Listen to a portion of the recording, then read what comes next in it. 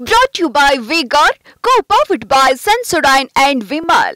ಬಾಯಲ್ಲಿ ಹೇಳಿ ಕೇಸರಿ.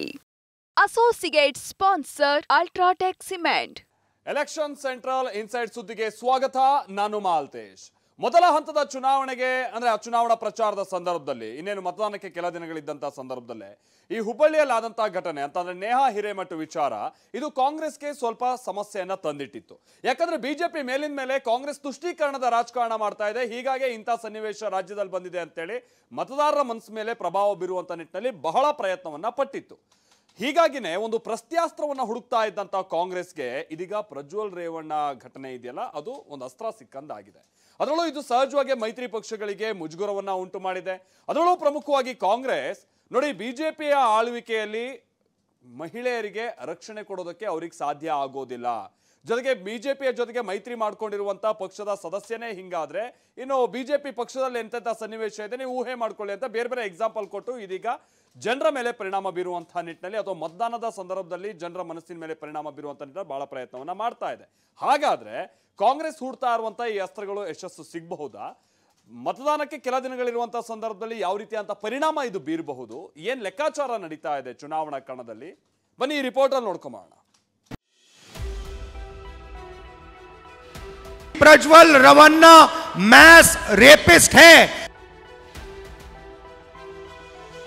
प्रधानमंत्री मैस रेपिस्ट का समर्थन कर रहे हैं.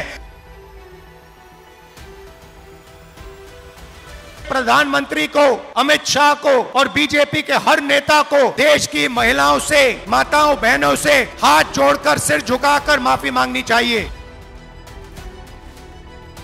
ಎರಡು ಪ್ರಕರಣ ಅಸ್ತ್ರಕ್ಕೆ ಪ್ರತ್ಯಾಸ್ತ್ರ. ನೇಹಾ ಹತ್ಯೆ ಪ್ರಕರಣವನ್ನ ಬಿಜೆಪಿ ಅಸ್ತ್ರ ಮಾಡಿಕೊಂಡಿದ್ರೆ ಸಂಸದ ಪ್ರಜ್ವಲ್ ರೇವಣ್ಣ ಅಶ್ಲೀಲ ವಿಡಿಯೋ ಪ್ರಕರಣವನ್ನ ಕಾಂಗ್ರೆಸ್ ಪ್ರತ್ಯಾಸ್ತ್ರವಾಗಿ ಹೂಡಿದೆ. ಲೋಕಸಭೆ ಚುನಾವಣೆಯ ಹೊತ್ತಿನಲ್ಲೇ ಮೂರೂ ಪಕ್ಷಗಳಿಗೂ ರಾಜಕೀಯ ಅಸ್ತ್ರವಾಗಿ ಬಳಕೆಯಾಗ್ತಿದೆ. ಪೆನ್ ಡ್ರೈವ್ ಪ್ರಕರಣ ದೇಶದಾದ್ಯಂತ ಸದ್ದು ಮಾಡುತ್ತಿದ್ದು ಎನ್ಡಿಎ ಮೈತ್ರಿಕೂಟಕ್ಕೆ ಮುಜುಗರವನ್ನೇ ಉಂಟು ಮಾಡಿದೆ. ಇದನ್ನೇ ಬಿಜೆಪಿ ವಿರುದ್ಧ ಕಾಂಗ್ರೆಸ್ ಪ್ರತ್ಯಾಸ್ತ್ರವಾಗಿ ಹೂಡಿದೆ. ಮಹಿಳೆಯರಿಗೆ ಬಿಜೆಪಿಯಿಂದ ರಕ್ಷಣೆ ಇಲ್ಲ ಅನ್ನೋ ಸಂದೇಶ ರವಾನಿಸಲಾಗ್ತಿದೆ. ಮತ್ತೊಂದೆಡೆ ಕಾಂಗ್ರೆಸ್ಗೆ ಕೌಂಟರ್ ನೀಡಲು ದೋಸ್ತಿ ನಾಯಕರು ಮಾಸ್ಟರ್ ಪ್ಲಾನ್ ಮಾಡ್ತಿದ್ದಾರೆ.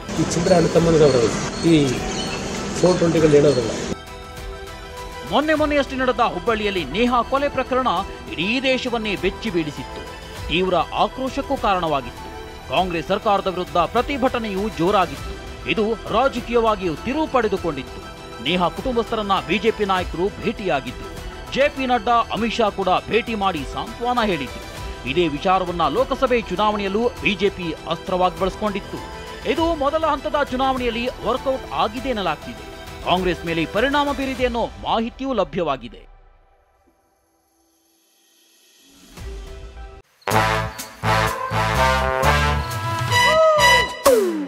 Come, come, my love, please don't say no, baby.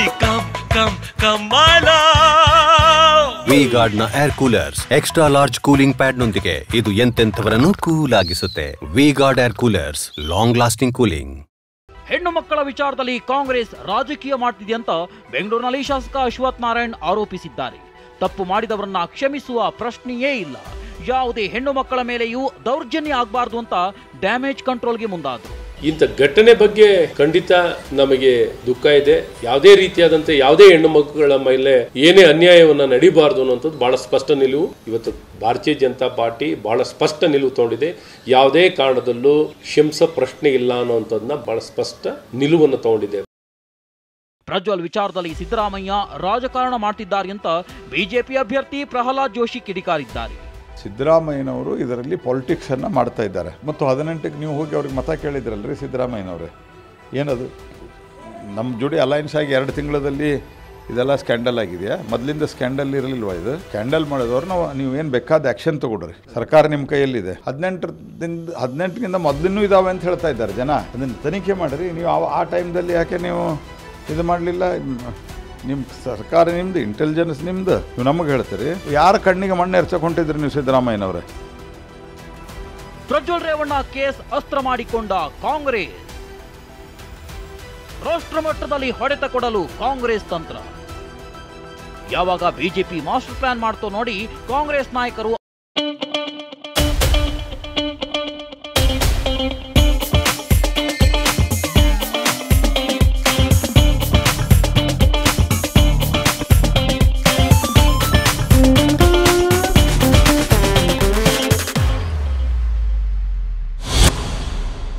Alert ಆದರು. ಸಂಸದ ಪ್ರಜ್ವಲ್ ರೇವಣ್ಣ ಪ್ರಕರಣವನ್ನ ಅಸ್ತ್ರವಾಗಿಸಿಕೊಂಡು ಬಿಜೆಪಿಗೆ ಡ್ಯಾಮೇಜ್ ಮಾಡೋಕೆ ಕಾಂಗ್ರೆಸ್ ರಣವ್ಯೂಹವನ್ನೇ ರೂಪಿಸಿತು. ಇದರ ಒಳಮರ್ಮವನ್ನ ಅರಿತ ಕಾಂಗ್ರೆಸ್ ಮಾಸ್ಟರ್ ಪ್ಲಾನ್ ಮಾಡಿ ಪ್ರಜ್ವಲ್ ರೇವಣ್ಣ ಪ್ರಕರಣದಲ್ಲಿ ಬಿಜೆಪಿಯನ್ನ ಎಳೆ ತಂದು ಹಿಟ್ ಮಾಡ್ತಿದೆ. ರಾಜ್ಯ ಮಾತ್ರ ಅಲ್ಲ, ರಾಷ್ಟ್ರೀಯ ಮಟ್ಟದಲ್ಲೂ ಹೊಡೆತ ಕೊಡಲು ಕಾಂಗ್ರೆಸ್ ತಂತ್ರ ರೂಪಿಸುತ್ತಿದೆ. ಮಹಿಳೆಯರಿಗೆ ಬಿಜೆಪಿಯಿಂದ ರಕ್ಷಣೆಯೇ ಇಲ್ಲ ಅಂತ ಕಾಂಗ್ರೆಸ್ ಸಾಲು ಸಾಲು ಆರೋಪಗಳನ್ನೇ ಮಾಡಿದೆ. ಪ್ರಜ್ವಲ್ ರೇವಣ್ಣ ಅಶ್ಲೀಲ ವಿಡಿಯೋ ಪ್ರಕರಣದಲ್ಲಿ ಕಾಂಗ್ರೆಸ್ ಅಸ್ತ್ರಕ್ಕೆ ಜೆಡಿಎಸ್ ಪ್ರತ್ಯಾಸ್ತ್ರ ಹೂಡಿದೆ. ವಿಡಿಯೋ ಬಿಡುಗಡೆ ಹಿಂದೆ ಡಿಕೆ ಬ್ರದರ್ಸ್ ಕೈವಾಡ ಇದೆಯಂತ ಮಾಜಿ ಸಿಎಂ ಕುಮಾರಸ್ವಾಮಿ ಪದೇ ಪದೇ ಆರೋಪಿಸುತ್ತಿದ್ದಾರೆ. ವಿಡಿಯೋ ಲೀಕ್ ವಿಚಾರವನ್ನ ದೊಡ್ಡದಾಗಿ ಮಾಡಲು ಜೆಡಿಎಸ್ ಮುಂದಾಗಿದೆ. ವಿಡಿಯೋ ಬಿಡುಗಡೆ ಮಾಡಿದವರ ವಿರುದ್ಧ ಕಾನೂನು ಹೋರಾಟಕ್ಕೆ ಪ್ಲಾನ್ ಮಾಡಿಕೊಂಡು ಸೂಕ್ತ ದಾಖಲೆಗಳ ಸಂಗ್ರಹಕ್ಕೆ ಜೆಡಿಎಸ್ ನಾಯಕರು ಮುಂದಾಗಿದ್ದಾರೆ. ಅಷ್ಟೇ ಅಲ್ಲದೆ ವಿಡಿಯೋ ಬಿಡುಗಡೆ ಹಿಂದೆ ಕಾಂಗ್ರೆಸ್ನ ಮಹಾನ್ ನಾಯಕ ಡಿಸಿಎಂ ಇದ್ದಾರೆ ಎನ್ನುವ ಮೂಲಕ ಪರೋಕ್ಷವಾಗಿ ಡಿಸಿಎಂ ಡಿಕೆ ವಿರುದ್ಧ ಕುಮಾರಸ್ವಾಮಿ ಗಂಭೀರ ಆರೋಪವನ್ನೇ ಮಾಡಿದ್ದಾರೆ. ಹೀಗಾಗಿ ಡಿಕೆ ಶಿವಕುಮಾರ್ ವಿರುದ್ಧ ಕಾನೂನು ಹೋರಾಟಕ್ಕೆ ಜೆಡಿಎಸ್ ಪ್ಲಾನ್ ಮಾಡ್ಕೊಳ್ತಿದೆ. ಇನ್ನು ಸಂಸದ ಪ್ರಜ್ವಲ್ ರೇವಣ್ಣ ವಿಡಿಯೋ ಬಿಡುಗಡೆ ಮಾಡಿ ಮಹಿಳೆಯರ ಮಾನಹಾನಿ ಮಾಡಲಾಗಿದೆ ಅನ್ನೋ ವಿಚಾರವನ್ನ ಮುಂದಿಟ್ಟು ಜೆಡಿಎಸ್ ಕೂಡ ಹೋರಾಟಕ್ಕೆ ಚಿಂತನೆ ನಡೆಸಿದೆ. ಪ್ರಜ್ವಲ್ ರೇವಣ್ಣ ತಪ್ಪು ಮಾಡಿದ್ರೆ ಶಿಕ್ಷೆ ಆಗಲಿ, ಆದರೆ ವಿಡಿಯೋದಲ್ಲಿದ್ದ ಮಹಿಳೆಯರ ಮಾನಹಾನಿ ಹಿಂದೆ ಕಾಂಗ್ರೆಸ್ ನಾಯಕರ ಕೈವಾಡ ಇದೆ ಅನ್ನೋ ವಿಚಾರವನ್ನ ಇಟ್ಕೊಂಡು ಕಾಂಗ್ರೆಸ್ಗೆ ಟಕ್ಕರ್ ಕೊಡೋಕೆ ಜೆಡಿಎಸ್ ಇದು ಇನ್ವರ್ಟರ್ ಎಸಿ. ನೀವು ಗ್ಯಾಮ್ಲರ್ ಅಲ್ವಾ? ಗ್ಯಾಮ್ಲರ್ ಜೂಜಾಡ್ತಿರಲ್ವಾ? ನೀವು ಜೂಜಾಡ್ತೀರಾ? ಇಲ್ಲ, ಯಾರು ಏನು ಹೇಳಿದ್ರು ಅಂತ ನೀನು? ಎಷ್ಟು ಕಾಸ್ಟ್ಲಿ ಹಾಗೂ ಡೆಲಿಕೇಟ್ ಎಸಿ ತಗೊಂಡು ಸ್ಟೆಬಿಲೈಸರ್ ತಗೊಳ್ಳಿಲ್ಲ ಅಂದ್ರೆ ಇದು ಜೂಜಾಟ ತಾನೇ. ಒಂದೇ ಫ್ಲಕ್ಚುಯೇಷನ್ ಗೆ ನಿಮ್ಮ ಇನ್ವರ್ಟರ್ ಎಸಿಯ ಪಾರ್ಟ್ಸ್ ಡ್ಯಾಮೇಜ್ ಆಗಬಹುದು. ಅದನ್ನು ವಿಗಾರ್ಡ್ ಉಪಯೋಗಿಸಿ ಸುರಕ್ಷಿತವಾಗಿರಿಸಿ. V Guard, India's number 1 stabiliser. Plan ಮಾಡಿದೆ. ಒಟ್ಟಾರೆಯಾಗಿ ನೇಹಾ ಕೊಲೆ ಪ್ರಕರಣ, ಪ್ರಜ್ವಲ್ ರೇವಣ್ಣ ವಿಡಿಯೋ ಕೇಸ್ನ ಕಾಂಗ್ರೆಸ್ ದೋಸ್ತಿ ನಾಯಕರು ಅಸ್ತ್ರಕ್ಕೆ ಪ್ರತ್ಯಾಸ್ತ್ರವಾಗಿ ಬಳಸಿಕೊಳ್ಳುತ್ತಿದ್ದಾರೆ. ಲೋಕಸಭೆ ಚುನಾವಣೆ ಹೊತ್ತಿನಲ್ಲಿ ಅದೆಷ್ಟರ ಮಟ್ಟಿಗೆ ವರ್ಕೌಟ್ ಆಗುತ್ತೋ ಕಾದು ನೋಡಬೇಕಿದೆ. Bureau report, TV9. ಇನ್ನು ಪ್ರಚಾರದ ಸಂದರ್ಭದಲ್ಲಿನ ನಾಯಕರುಗಳ ನಡುವಿನ ವಾಕ್ ಸಮರಗಳು ಯಥಾಪ್ರಕಾರವಾಗಿ ಮುಂದುವರಿತಾ ಇದೆ. ಅದರಲ್ಲೂ ಕೂಡ ಕಾಂಗ್ರೆಸ್ನ ಶಾಸಕ ರಾಜು ಕಾಗೆ ಅವರು ಮೋದಿ ಸತ್ರೆ ಆನಂತರದಲ್ಲಿ ಯಾರು ಪ್ರಧಾನಿ ಆಗಲ್ವಾ ಅನ್ನುವಂಥ ವಿಚಾರ ಪ್ರಸ್ತಾಪ ಮಾಡಿರುವಂಥದ್ದು ಬಿಜೆಪಿಯ ಕೆಂಗಣ್ಣಿಗೆ ಗುರಿಯಾಗಿದೆ. ಈ ಕಾರಣಕ್ಕಾಗಿಯೇ ಬಿಜೆಪಿ ನಾಯಕರುಗಳು ಬೆಂಕಿಯನ್ನೇ ಉಗುಳ್ತಾ ಇದ್ದಾರೆ. ಮತ್ತೊಂದು ಕಡೆ ಯಡಿಯೂರಪ್ಪನವರ ವಿರುದ್ಧವಾಗಿನ ಈಶ್ವರಪ್ಪನವರ ವಾಕ್ ಸಮರ ಕೂಡ ಯಥಾಪ್ರಕಾರವಾಗಿ ಮುಂದುವರೆದಿದೆ. ಮೋದಿ ನಾಳೆ ಯಾರು ದೇಶದ ಪ್ರಧಾನಿ ಪ್ರಧಾನ ಮಂತ್ರಿಗಳ ಸಾವನ್ನ ಬಯಸುವಷ್ಟು ನೀಚತನಕ್ಕೆ ಕಾಂಗ್ರೆಸ್ ಶಾಸಕರು ಹೋದರೆ ದುರಾಂಕಾರದ ಮಾತು, ಅಜ್ಞಾನದ ಮಾತು. ಮೋದಿ ಸತ್ರೆ ಯಾರು ಪ್ರಧಾನಿ ಆಗೋದಿಲ್ವಾ? ಕಾಂಗ್ರೆಸ್ ಶಾಸಕ ರಾಜು ಕಾಗೆ ನಿನ್ನೆ ಆಡಿರೋ ಮಾತಿದು. ಬಿಜೆಪಿಯ ಮೋದಿ ಅಸ್ತ್ರಕ್ಕೆ ತಿರುಗೇಟು ಕೊಡೋ ಭರದಲ್ಲಿ ಕೈ ಶಾಸಕ ವಿವಾದವನ್ನ ಮೈಮೇಲೆಳೆದುಕೊಂಡಿದ್ರು. ರಾಜು ಕಾಗೆಯ ಈ ಹೇಳಿಕೆ ವಿರುದ್ಧ ಬಿಜೆಪಿ ನಾಯಕರು ವಾಗ್ಬಾಣಗಳನ್ನೇ ಬಿಟ್ಟಿದ್ದಾರೆ. ಮೋದಿ ನಾಳೆ ಯಾರು ದೇಶದ ಪ್ರಧಾನಿ ಮೋದಿ 140 ಕೋಟಿ ಜನಸಂಖ್ಯೆ ಒಳಗೆ ಪ್ರಧಾನಮಂತ್ರಿ ಆಗೋರು ಯಾರೂ ಇಲ್ಲ. ಇದೊಳ್ಳೆ ಕಥೆ ಆಯ್ತಲ್ಲ. ಮತ್ತೆ ಏನ್ ಹೇಳ್ತಾರೆ ಹುಡುಗರು ಇವತ್ತಿರಲ್ಲ ಮೋದಿ ನೆಕ್ಕಲ್ಲಿ. ರಾಜು ಕಾಗೆ ಆಡಿರೋ ಮಾತು ಬಿಜೆಪಿ ನಾಯಕರನ್ನ ಕೆರಳುವಂತೆ ಮಾಡಿದೆ. ಮಾಜಿ ಸಿಎಂ ಬಸವರಾಜ ಬೊಮ್ಮಾಯಿ ಅಂತೂ ಬೆಂಕಿ ಉಗುಳಿದ್ದು ಪ್ರಧಾನಿ ಸಾವು ಬಯಸುವ ನೀಚ ಮಟ್ಟಕ್ಕೆ ಕೈ ಶಾಸಕ ಇಳಿದಿದ್ದಾರೆ ಅಂತ ಸಂವೇದನಾಶೀಲತೆಯಿಂದ ತಕ್ಷಣವೇ ಆರಾಮ ಪಡೆಯಿರಿ. ಸೆನ್ಸೊಡೈನ್ ರ್ಯಾಪಿಡ್ ರಿಲೀಫ್ ಜೊತೆಗೆ ಕಿಡಿಕಾರಿದ್ದಾರೆ. ಇತ್ತ ಬಿಜೆಪಿ ಶಾಸಕ ಅಶ್ವಥ್ ನಾರಾಯಣ್ ಕೂಡ ಕೈ ಶಾಸಕನ ವಿರುದ್ಧ ಕೆಂಡಾಮಂಡಲರಾಗಿದ್ದಾರೆ. ಪ್ರಧಾನ ಮಂತ್ರಿಗಳ ಸಾವನ್ನ ಬಯಸುವಷ್ಟು ನೀಚತನಕ್ಕೆ ಕಾಂಗ್ರೆಸ್ ಶಾಸಕರು ಹೋದರೆ ಇದು ಯಾವ ಮಟ್ಟಕ್ಕೆ ಹೋಗ್ತಾರೆ? ಅವರ ಮನಸ್ಥಿತಿ ಇಂಥ ದುರಾಂಕಾರದ ಮಾತು, ಅಜ್ಞಾನದ ಮಾತು ಇಡೀ ವಿಶ್ವ ಮೆಚ್ಚುವಂಥ ನಾಯಕ. ಇದು ರಾಜ್ಯ ಮಟ್ಟದ ಚುನಾವಣೆ ಅಲ್ಲ ರಾಜು ಕಾಗೆಯವರೇ, ಇದು ದೇಶ ಮಟ್ಟದ ಚುನಾವಣೆ, ದೇಶದ ಚುನಾವಣೆ. ಹಾಗಾಗಿ ದೇಶದ ಹಿತವನ್ನು ಕಾಪಾಡಲಿಕ್ಕೆ ಯೋಗ್ಯವಾಗಿರುವಂಥ ಸರ್ವಶ್ರೇಷ್ಠವಾಗಿರುವಂಥ ವ್ಯಕ್ತಿನೇ ಅದು ನರೇಂದ್ರ ಮೋದಿಯವರು. ಇನ್ನು ಬಿಜೆಪಿ ರಾಜ್ಯಾಧ್ಯಕ್ಷ ವಿಜಯೇಂದ್ರ ರಾಜು ಕಾಗೆ ವಿರುದ್ಧ ಟ್ವೀಟ್ ಮಾಡಿದ್ದಾರೆ. ರಾಹುಲ್ ಗಾಂಧಿ ಮನಸ್ಥಿತಿ ಖಾಗೆ ಬಾಯಲ್ಲಿ ಅಪಶಕುನ ನುಡಿಸಿದೆ. ಕಾಂಗ್ರೆಸ್ ಪಕ್ಷದ ಹೀನ ಸಂಸ್ಕೃತಿಯ ದ್ಯೋತಕವಾಗಿದೆ. ಮೋದಿ ಅವರ ಸಾವು ಕಾಂಗ್ರೆಸ್ ಏಕೆ ಬಯಸುತ್ತೆ?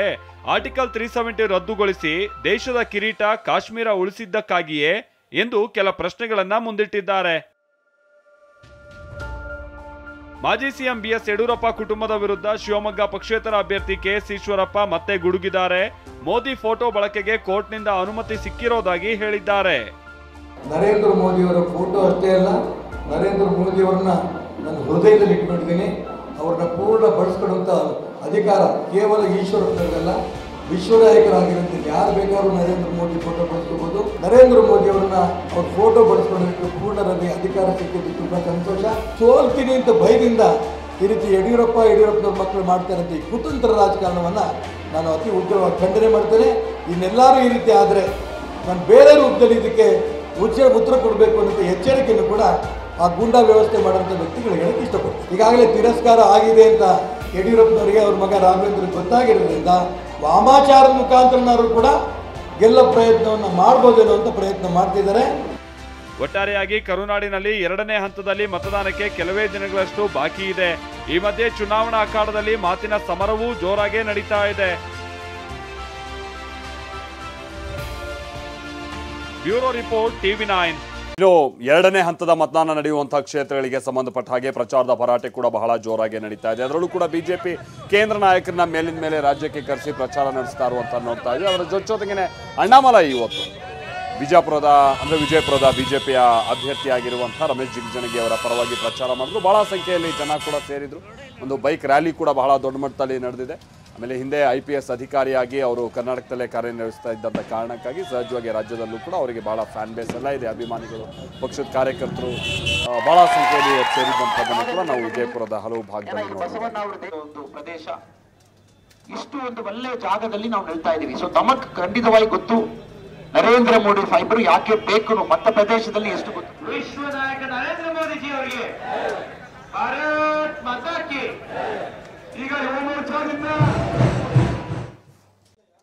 ಇದೆಲ್ಲದರ ನಡುವೆ ವಿಡಿಯೋವನ್ನ ಹರಿಬಿಟ್ಟಂತವ್ರು ಯಾರು, ಅದನ್ನ ಬೇರೆ ಬೇರೆ ಸೋಷಿಯಲ್ ಮೀಡಿಯಾ ಆಗಿರ್ಬೋದು ಅಥವಾ ವಿಡಿಯೋ ಹೊರಗೆ ಬರೋದಕ್ಕೆ ಅದರಲ್ಲೂ ಕೂಡ ಅದರಲ್ಲಿರುವಂಥ ವಿಕ್ಟಿಮ್ಸ್ ಅಂತ ಏನೀಗ ಪರಿಗಣಿಸಲಾಗ್ತಾ ಇದೆ, ಅವ್ರ ಮುಖವನ್ನೂ ಕೂಡ ಬ್ಲರ್ ಮಾಡ್ದಿತಿ ಹೀಗೆ ಎಲ್ಲಾ ಕಡೆ ಹರಿಬಿಟ್ಟವ್ರು ಯಾರು ಅನ್ನೋದು ಬಹಳ ಚರ್ಚೆ ಒಂದ್ ಕಡೆ ನಡೀತಾ ಇದೆ.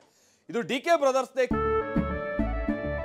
ಕೇಸರಿಯಿಂದ ಮನೋಲ್ಲಾಸ ಮನಸ್ಸು ಮತ್ತೇರಿ ಕುಣಿದಾಡಿದೆ ನೋಡು ಕೇಸರಿಯಿಂದ ಮನೋಲ್ಲಾಸ. ಕ್ಷಣಕ್ಷಣವೂ ಆಚರಿಸಿ ಕೇಸರಿ ಹಬ್ಬ. ವಿಮಲ್ ಬಾಯಲ್ಲಿ ಹೇಳಿ ಕೇಸರಿ. ಕೈವಾಡ ಅಂತ ಹೇಳಿ ಕುಮಾರಸ್ವಾಮಿ ಅವರು ಆರೋಪ ಮಾಡಿದ್ರು. ಇದಕ್ಕೆ ಕೌಂಟರ್ ಕೊಡ್ತಾ ಇರುವಂತಹ DK ಬ್ರದರ್ಸ್ ಇದೀಗ ಕುಮಾರಸ್ವಾಮಿ ಅವರೇ ಈ ವಿಡಿಯೋವನ್ನ ರಿಲೀಸ್ ಮಾಡಿರೋದು ಅನ್ನುವಂತ ಒಂದು ಬಾಂಬ್ ಅನ್ನ ಸಿಡಿಸ್ತಾ ಇದ್ದಾರೆ. ಹಾಗಾದ್ರೆ ಯಾವ ಆಧಾರದ ಮೇಲೆ ಈ ರೀತಿ ಅಂತ ಪ್ರತ್ಯಾರೋಪ ಮಾಡ್ತಾ ಇದ್ದಾರೆ, ಏನ್ ನಡೀತಾ ಇದೆ ವಿಡಿಯೋಗೆ ಸಂಬಂಧಪಟ್ಟಂಗೆ ಬನ್ನಿ ನೋಡೋಣ ಈ ರಿಪೋರ್ಟ್ ಅಲ್ಲಿ.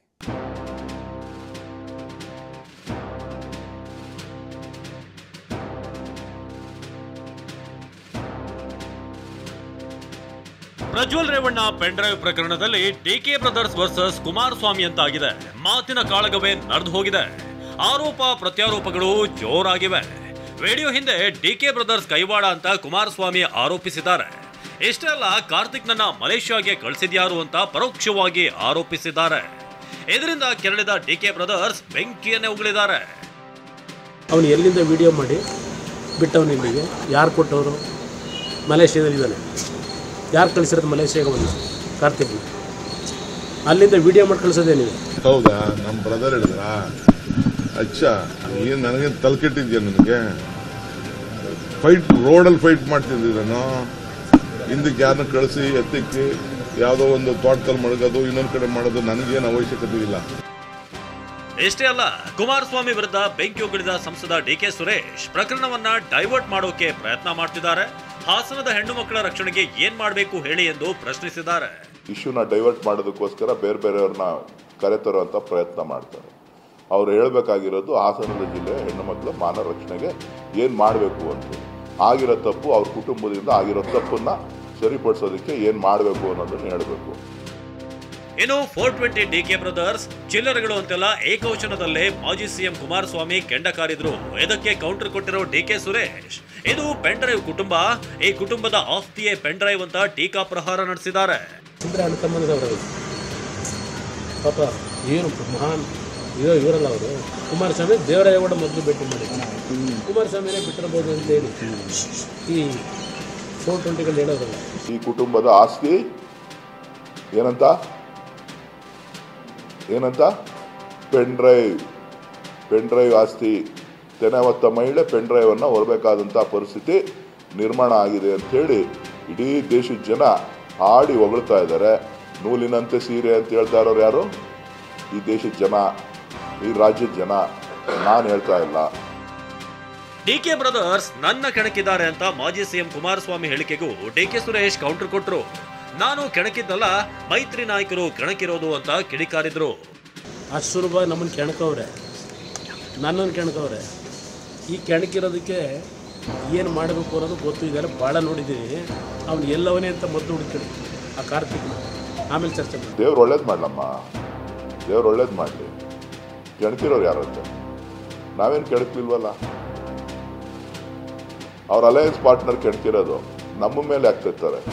ಅವ್ರ ಅಲಯನ್ಸ್ ಪಾರ್ಟ್ನರಿಂದ ಬಿಡುಗಡೆ ಆಗಿರೋದು, ಅಲಯನ್ಸ್ ಪಾರ್ಟ್ನರ್ಗಳು ಬಿಡುಗಡೆ ಮಾಡಿರುವಂಥದ್ದು. ಇನ್ನು ಪ್ರಜ್ವಲ್ ಪರ ಪ್ರಧಾನಿ ಮೋದಿ ಮತ ಕೇಳಿಲ್ವಾ? ಹೀಗಂತ ಮೋದಿ ವಿರುದ್ಧ ಡಿಸಿಎಂ ಡಿಕೆ ಶಿವಕುಮಾರ್ ಆಕ್ರೋಶ ವ್ಯಕ್ತಪಡಿಸಿದ್ರು. ಸಂತ್ರಸ್ತರನ್ನ ಮೈತ್ರಿ ನಾಯಕರು ಭೇಟಿಯಾಗ್ಲಿ ಅಂತ ಕಿಡಿಕಾರಿದ್ರು.